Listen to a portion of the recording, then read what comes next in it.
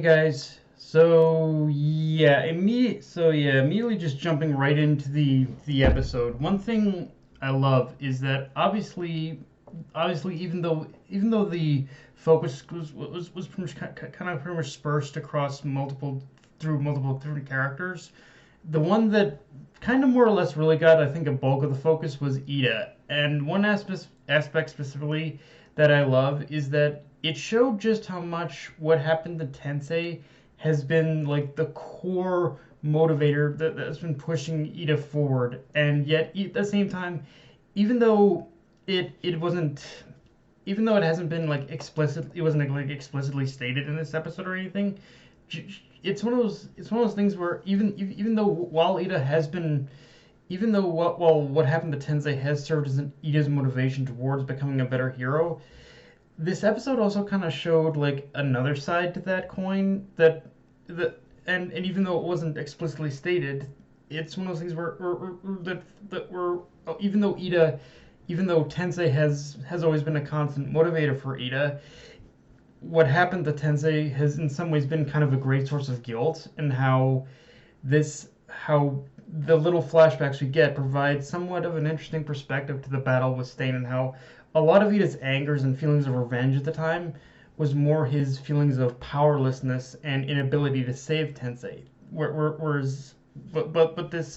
after learning of what could be of how he could get stronger and like pulling out his basically mufflers in order to let new ones grow, this just going through that pain alone, that was him just dealing with those feelings. And I also like how it's all presented in a way where Iida recognizes that these are feelings that aren't going to go away ever. They are always going to be stuck with him. But it's how he lets them affect him and how he uses them to grow that matters, which honestly, just through the extremely small amount of growth we pretty much get from Iida in this episode, it's kind of one of those things where I honestly can't wait in order for you to confront Stain again with this new perspective, because that would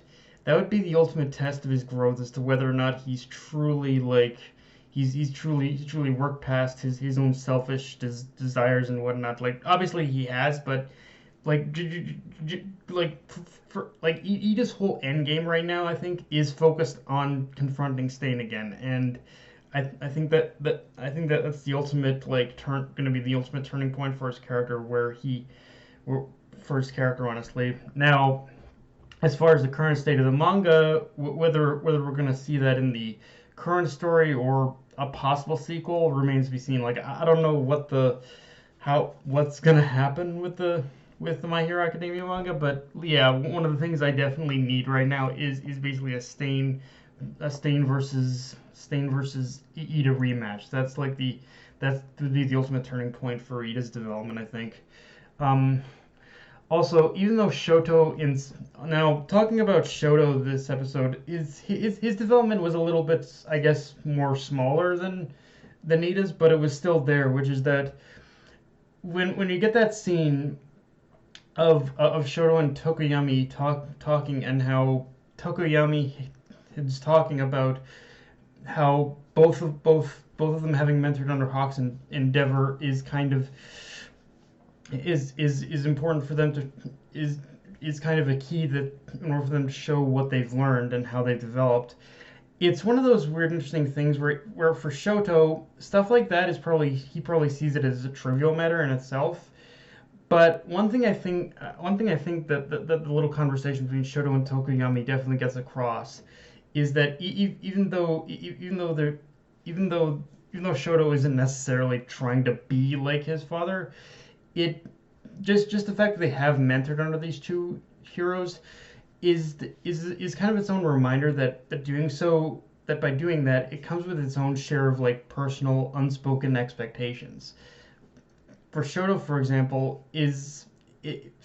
kind of in a very weird place with Endeavor as his father at the moment. Like he's still using Endeavor as a measuring stick of how to not only become a stronger hero when it comes to how he uses his quirk, but there's also there's also been kind of this thing with Todoroki's development of where he feels he needs to develop as a person and an individual before he can truly say he surpassed his father, and things he's and just overall things he's tried to avoid repeating that his father's done. So it's interesting to see the measure of, so if anything, it's interesting to see the measure of where Todoroki's at when it comes to this balancing act he's been doing of these two sides of the kind of hero he wants to become. In fact, I love even more how, in a lot of ways, even though Juzo's character looks a lot like Class B's version of Seto, he does have more parallels to Shoto, and it creates kind of an interesting contrast of the kind of person that from Shoto could have been possibly at one time. And yeah, obviously one of the bigger things to talk about is that little flashback Toya is mentioned, where Toya is mentioned again, which, yeah, from here the Todoroki family side of the MHA story is gonna keep building up on more and more from here. In fact, the episode gives us a much more of an extended moment with Endeavor, which I think it was around this time where the outcry was just starting to bubble to the surface, and people were blaming Horikoshi for legitimizing child abuse for some reason, some weird thing like that. But and yeah, I didn't really buy into that stuff myself, but I do think that these little added moments of with Endeavor does kind of reinforce that he is legitimately trying to change while at the same time also acknowledging his own fuck ups. So yeah, I definitely don't see it as much. I might have been able to understand it a little bit in the manga maybe, but here it is much more pronounced that yeah, he is trying to change. And yeah, obviously. And aside from that, though, one thing I really liked about this episode, and frankly something the anime is doing better than the manga when it comes to this arc, is after each battle, and frankly in the middle of each battle, frankly, it gives a lot of time to focus on how Class A and Class B interact with each other, and how they discuss their tactics, their abilities, and even just how they interact in the battle itself. It's small scenes like that which not only strengthen the whole effect of just how much they value each other as comrades and show how much the two classes actually respect each other, but it also reinforces a level of trust and trust with each other, like that are actually good establishing, and stuff like this that are actually good establishing moments that are building upon that trust. It's just going to play a heavy role in the major turning point of the series, where that trust and teamwork is going to be needed to call a gun. Again, I don't want to give anything away for the anime onlys, but let's just say a lot of what you're seeing here is actually building upon skills that are going to be called upon when shit really starts hitting the fan.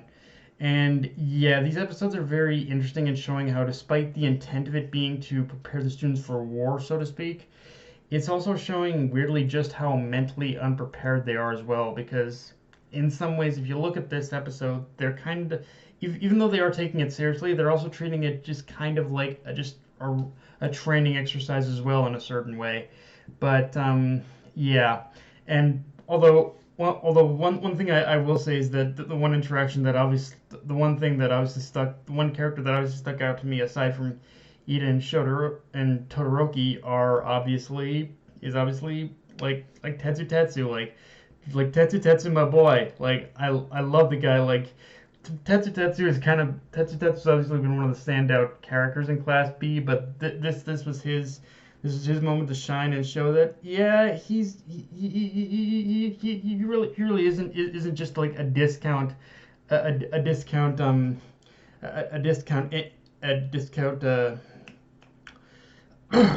he isn't just a discount he isn't just a brother kind of discount Red Riot. Like he is his own hero for sure. And I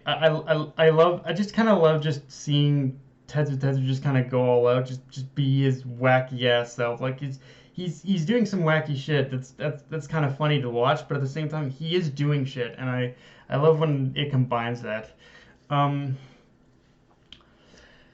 Of course, the episode also gives us more quiet conversation about One for All between Izuku, All Might, Bakugo, and these are those conversations where it's way more apparent now to me than it was before of just what Horikoshi was building upon in the manga and where it's leading to. Because before I was very much like you'll pretty much find this out, but what pretty much happens in the battle with when you get to the battle of Izuku and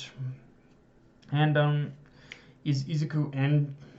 Shinzo, but it's one of those things where when I initially read this stuff, I was much more on the fence in terms of what this battle with Shinzo was leading to, mainly because at the time I thought it was all a little gimmicky. But now I'm starting to realize a lot more as to what Horikoshi was setting the stage for Izuku to that he was setting the stage for Izuku to become the last one, so to speak. And again, that's just the one. Again, that one conversation and All Might just wondering aloud what his predecessors are doing carries so much more underlying context now if you've read the manga. But again, I'm not going to go into too much. But yeah, let's just say it is building upon the idea that Izuku that certain legacies are coming to an end here. That's the best way to put it. But yeah, guys, that's all I got for this review. If you enjoyed the video, like, comment, subscribe. Follow me on Twitter, Analyst, Crunchyroll, and be sure to hit the bell in order to get notified. Dead Night Enemy, signing off. Later, guys.